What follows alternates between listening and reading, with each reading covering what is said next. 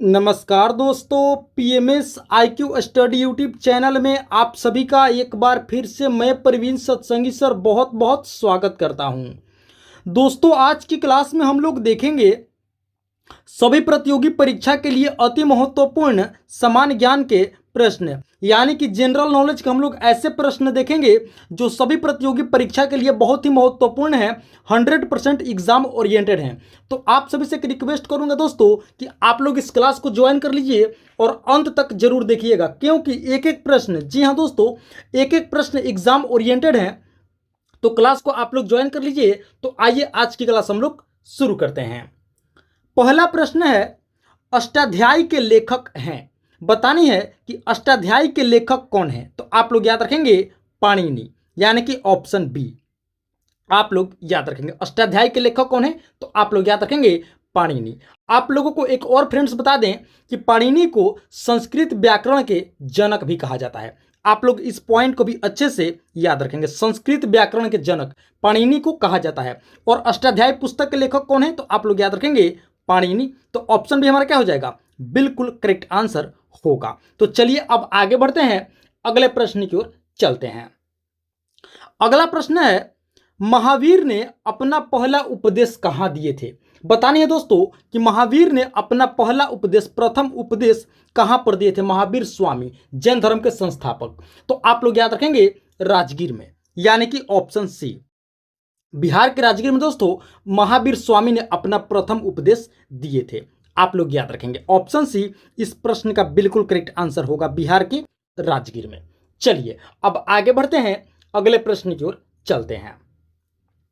अगला है, उड़ीसा बिहार से किस वर्ष अलग हुआ था? देखिए दोस्तों, उड़ीसा, बिहार और झारखंड ये तीनों पहले एक राज्य था। तो अब बतानी है कि उड़ीसा बिहार से किस वर्ष अलग हुआ था। तो देखिए, उड़ीसा बिहार से अलग हुआ था 1936 में।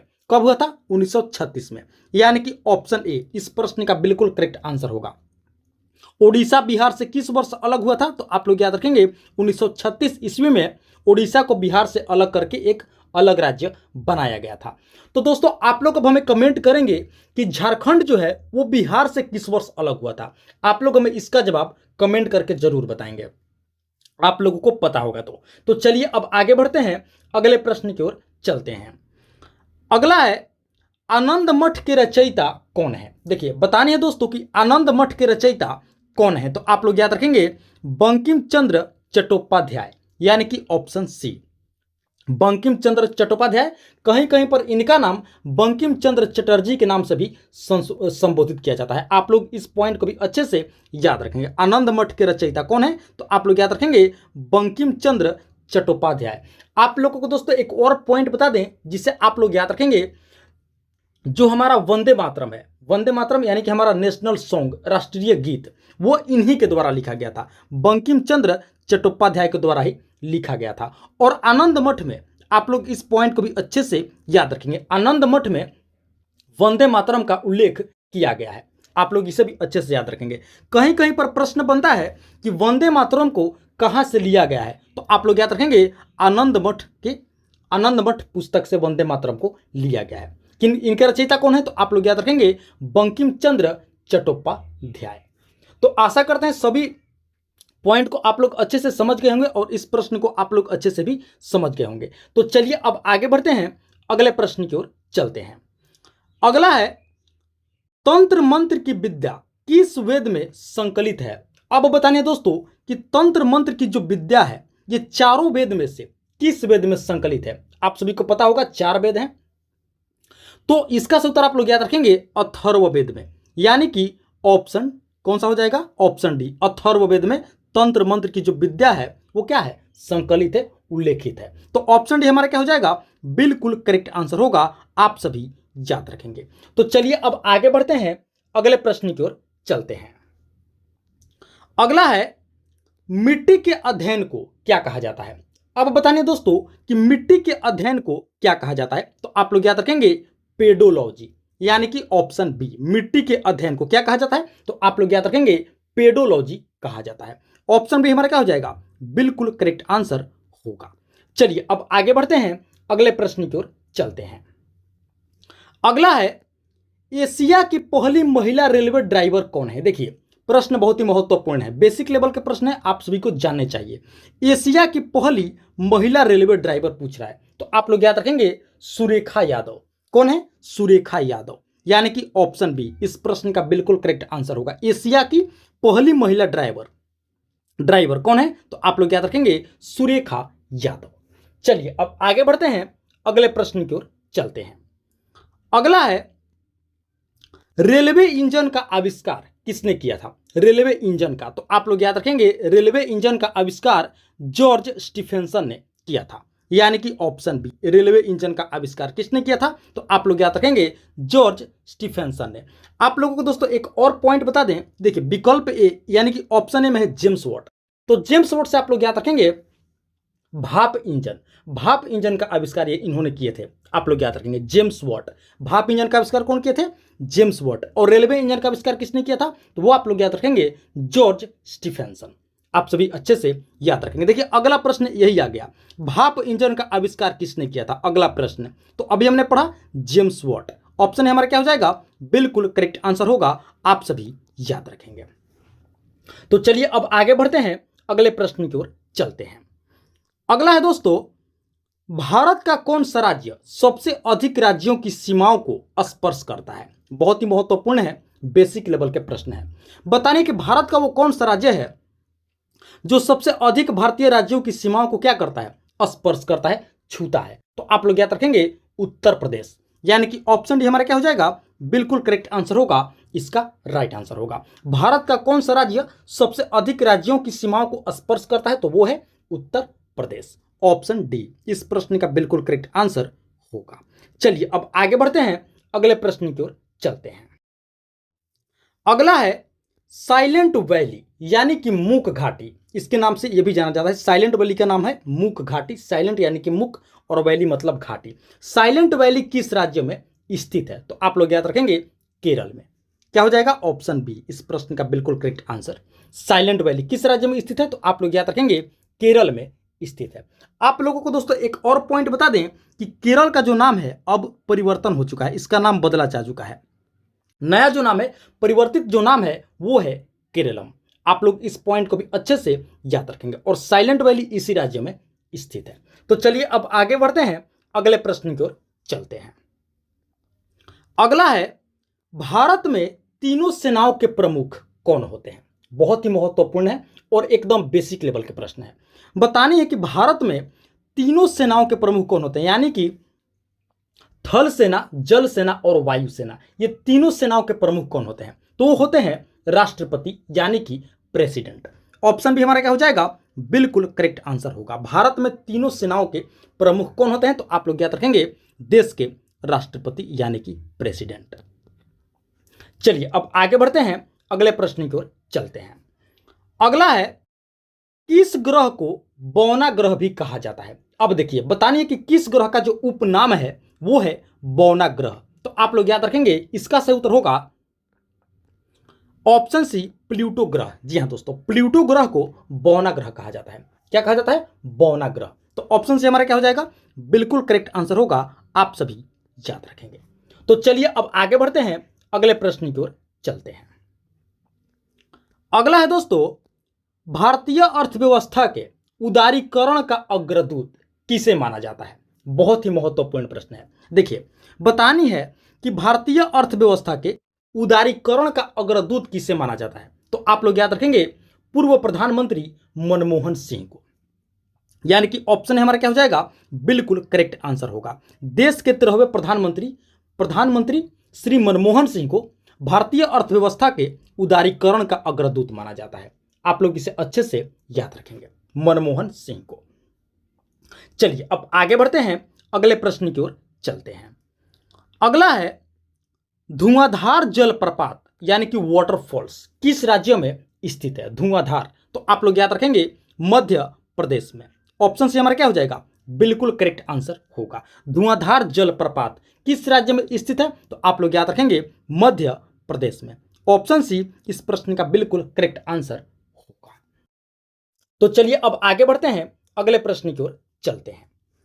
अगला है स्वतंत्र बांग्लादेश का निर्माण कब हुआ था? अब देखिए आप लोगों को बतानी है कि स्वतंत्र बांग्लादेश का निर्माण कब हुआ था, बांग्लादेश एक अपने अस्तित्व में कब आया था, ये हमें बतानी है। तो आप लोग याद रखेंगे 1971 ईस्वी में, यानी कि ऑप्शन सी 1971 ईस्वी में स्वतंत्र बांग्लादेश का निर्माण हुआ था, बांग्लादेश अपने अस्तित्व में आया था भारत पाकिस्तान द्वितीय युद्ध के बाद। आप लोग इस पॉइंट को भी अच्छे से याद रखेंगे। भारत पाकिस्तान के द्वितीय युद्ध के बाद 1971 ईस्वी में जो बांग्लादेश है दोस्तों, उसका निर्माण हुआ था, अपने अस्तित्व में आया था एक नया देश के रूप में। तो ऑप्शन से हमारा क्या हो जाएगा, बिल्कुल करेक्ट आंसर होगा, आप सभी याद रखेंगे। तो चलिए अब आगे बढ़ते हैं, अगले प्रश्न की ओर चलते हैं। अगला है, पोप का शहर किसे कहा जाता है, पोप का शहर। तो देखिए बहुत ही महत्वपूर्ण है, बेसिक लेवल के प्रश्न है। पोप का शहर रोम को कहा जाता है। किसे कहा जाता है, रोम को, जो कि इटली की राजधानी है। आप लोग इस पॉइंट को भी अच्छे से याद रखेंगे। पोप का शहर किसे कहा जाता है, रोम को, जो इटली की राजधानी है। चलिए अब आगे बढ़ते हैं, अगले प्रश्न की ओर चलते हैं। अगला प्रश्न है दोस्तों, झारखंड राज्य की स्थापना कब हुई थी। देखिए आप लोगों से हमने इस प्रश्न का उत्तर कमेंट बॉक्स में करने के लिए कहा था, तो आप लोग इसका जवाब कमेंट करके जरूर बताएंगे। झारखंड राज्य की स्थापना कब हुई थी, यहां पर विकल्प दिया हुआ है, जो सही विकल्प होगा उसका आप लोग कमेंट करके हमें जरूर बताएंगे। तो चलिए अब आगे बढ़ते हैं, अगले प्रश्न की ओर चलते हैं। अगला है, भारत में पशुओं का सबसे बड़ा मेला कहां लगता है। बहुत ही महत्वपूर्ण। देखिए भारत कहें या एशिया, एशिया का सबसे बड़ा पशु का मेला, भारत का सबसे बड़ा पशु का मेला या एशिया का, तो आप लोग याद रखेंगे सोनपुर बिहार, यानी कि ऑप्शन ए सोनपुर, जो बिहार में स्थित है। यहां पर भारत या एशिया में सबसे बड़ा पशु मेला लगता है, एशिया या भारत का सबसे बड़ा पशु मेला। ऑप्शन हमारा क्या हो जाएगा, बिल्कुल करेक्ट आंसर होगा सोनपुर। कहां स्थित है, बिहार राज्य में। तो चलिए अब आगे बढ़ते हैं, अगले प्रश्न की ओर चलते हैं। अगला है, श्रीनगर किस नदी के किनारे बसा है।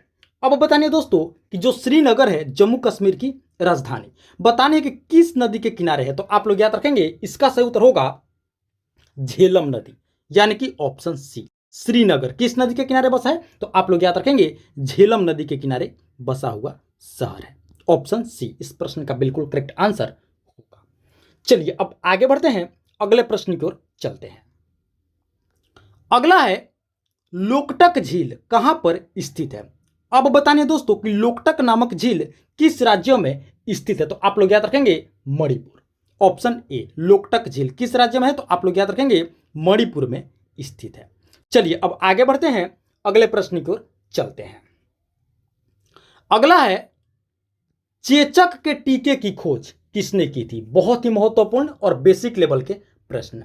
बताने हैं कि चेचक के टीके की खोज किनके द्वारा किया गया था, किन महान वैज्ञानिक के द्वारा किया गया था। तो आप लोग याद रखेंगे एडवर्ड जेनर के द्वारा, यानी कि ऑप्शन सी हमारा क्या हो जाएगा, बिल्कुल करेक्ट आंसर होगा। चेचक के टीके की खोज किसने की थी। तो आप लोग याद रखेंगे एडवर्ड जेनर नामक महान वैज्ञानिक ने। तो चलिए अब आगे बढ़ते हैं, अगले प्रश्न की ओर चलते हैं। दोस्तों वीडियो पसंद आए तो आप लोग लाइक जरूर कीजिएगा, चैनल पर पहली बार आए हैं तो चैनल को भी जरूर सब्सक्राइब कर लीजिएगा। इसी तरह की महत्वपूर्ण प्रश्नावली वीडियो प्रतिदिन देखने के लिए, अपनी तैयारी को बेहतर और मजबूत करने के लिए वीडियो को लाइक करके चैनल को सब्सक्राइब जरूर करेंगे। दोस्तों आइए अब आगे बढ़ते हैं, अगले प्रश्न की ओर चलते हैं।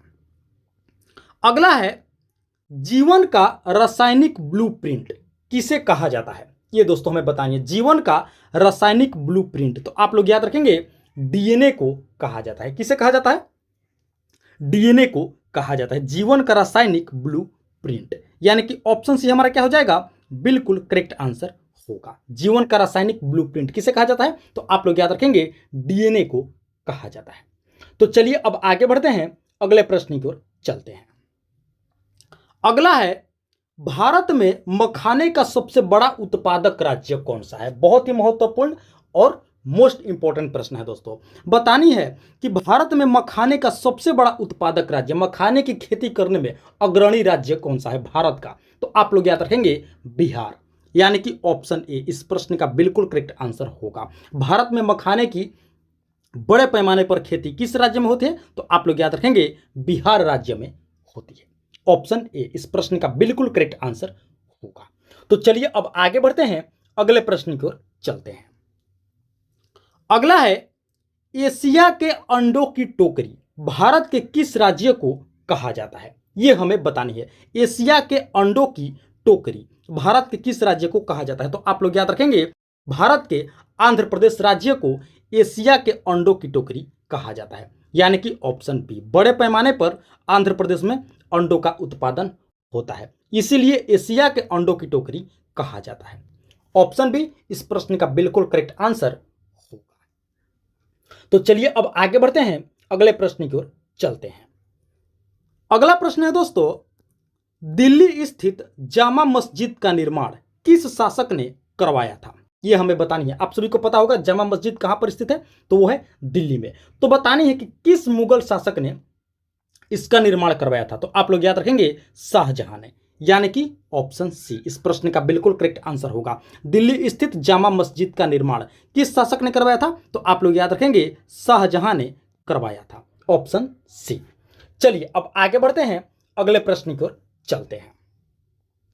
अगला है, भारत का कौन सा राज्य नौका दौड़ के लिए प्रसिद्ध है? यह हमें बताने है कि भारत के किस राज्य में नौका दौड़ खेल का आयोजन किया जाता है? तो आप लोग याद रखेंगे, केरल राज्य में, यानी कि ऑप्शन हमारा क्या हो जाएगा, बिल्कुल करेक्ट आंसर होगा। भारत के किस राज्य में नौका दौड़ प्रसिद्ध है? तो आप लोग याद रखेंगे, केरल राज्य में। ऑप्शन है इस प्रश्न का बिल्कुल करेक्ट आंसर होगा, आप सभी याद रखेंगे। तो चलिए अब आगे बढ़ते हैं, अगले प्रश्न की ओर चलते हैं।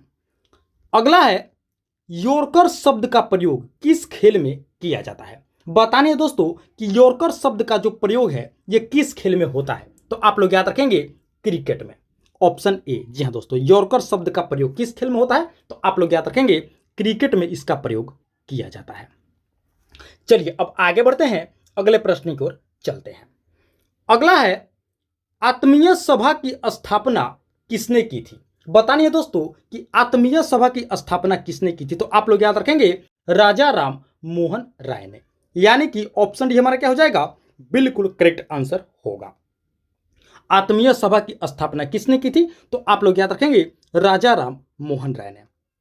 कहां पर? तो ये भी आप लोग याद रखेंगे, कोलकाता में। सन 1814 से 1815 में इन्होंने आत्मीय सभा की स्थापना की थी। 1814 से 1815 ईस्वी के बीच में। कहां पर? तो कोलकाता में। आप लोग इस पॉइंट को भी अच्छे से याद रखेंगे, आत्मीय सभा की स्थापना।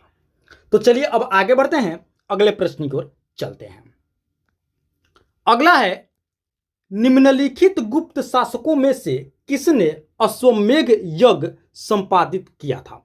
अब बताइए दोस्तों कि किस गुप्त शासक ने अश्वमेध यज्ञ की संपादित किया था, अश्वमेध यज्ञ आयोजित किया था? तो आप लोग याद रखेंगे, समुद्रगुप्त ने, यानी कि ऑप्शन बी इस प्रश्न का बिल्कुल करेक्ट आंसर होगा। गुप्त शासक समुद्रगुप्त ने दोस्तों अश्वमेध यज्ञ का संपादित किया था, अश्वमेध यज्ञ आयोजित किया था, अश्वमेध यज्ञ। ऑप्शन बी इस प्रश्न का बिल्कुल करेक्ट आंसर होगा, आप सभी याद रखेंगे।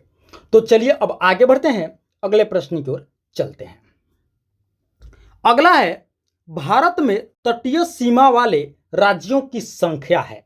बतानी है कि भारत में जो कोस्टल एरिया है, कोस्टल एरिया वाले कितने राज्य हैं, तटीय सीमा वाले कितने राज्य हैं? तो देखिए आप लोग याद रखेंगे, कुल 9 राज्य हैं। कितने हैं? कुल 9 राज्य हैं, जिसमें आप लोग याद रखेंगे, गुजरात है, महाराष्ट्र है, गोवा है, कर्नाटक है, केरल है, तमिलनाडु है, आंध्र प्रदेश है, ओडिशा है और पश्चिम बंगाल है। ये कुल 9 राज्य हैं दोस्तों, जो भारत में तटीय सीमा वाले राज्य हैं।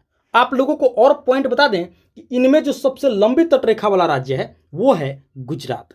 आप लोग इस पॉइंट को भी अच्छे से याद रखेंगे। भारत का सबसे लंबा तटरेखा वाला राज्य कौन सा है? तो आप लोग याद रखेंगे, गुजरात। और सबसे छोटा राज्य आप लोग याद रखेंगे, वो है गोवा। आप लोग इस सभी पॉइंट को अच्छे से याद रखेंगे। कुल कितने राज्य हैं? तो कुल 9 राज्य हैं तटरेखा वाले, और जो सबसे बड़ा राज्य है वो है गुजरात, और जो सबसे छोटा राज्य है वो है गोवा। तो आशा करते हैं आप लोग इस प्रश्न को अच्छे से समझ गए होंगे, बाकी पॉइंट को भी अच्छे से याद कर लिए होंगे। तो चलिए अब आगे बढ़ते हैं, अगले प्रश्न की ओर चलते हैं। अगला है, निम्नलिखित में से भारत में सदाबहार वन कहां पाए जाते हैं? ये हमें बताने कि सदाबहार वन भारत में कहाँ पाए जाते हैं। तो आप लोग याद रखेंगे असम राज्य में, यानी कि ऑप्शन डी हमारा क्या हो जाएगा, बिल्कुल करेक्ट आंसर होगा। सदाबहार वन कहाँ पर पाए जाते हैं, तो आप लोग याद रखेंगे इस प्रश्न का सही उत्तर क्या हो जाएगा, ऑप्शन डी असम। आप लोग इसे अच्छे से याद रखेंगे। तो दोस्तों ये थी हमारी आज की अति महत्वपूर्ण सामान्य ज्ञान के प्रश्नावली वीडियो, जो सभी आगामी प्रतियोगी परीक्षा के लिए बहुत ही महत्वपूर्ण थी। आशा करते हैं इस क्लास को आप लोग अंत तक जरूर देखे होंगे, एक एक प्रश्न को अच्छे से समझे होंगे और याद भी कर लिए होंगे। तो आप सभी से एक रिक्वेस्ट करूंगा कि वीडियो को आप लोग अभी तक एक लाइक नहीं किए हैं, तो दोस्तों आप लोग इस वीडियो को एक लाइक जरूर कर देंगे। साथ ही साथ PMS IQ study YouTube channel पर आप लोग पहली बार विजिट किए हैं, तो दोस्तों इस चैनल को भी आप लोग जरूर से जरूर सब्सक्राइब कर लेंगे। इसी तरह के महत्वपूर्ण प्रश्नावली वीडियो प्रतिदिन देखने के लिए, अपनी तैयारी को बेहतर और मजबूत करने के लिए वीडियो को एक लाइक करके चैनल को सब्सक्राइब कर लेंगे। तो इसी तरह का एक और बहुत ही महत्वपूर्ण प्रश्नावली वीडियो में जल्द ही हम आप लोगों से मिलेंगे। तब तक के लिए आप सभी का बहुत बहुत धन्यवाद। जय हिंद दोस्तों।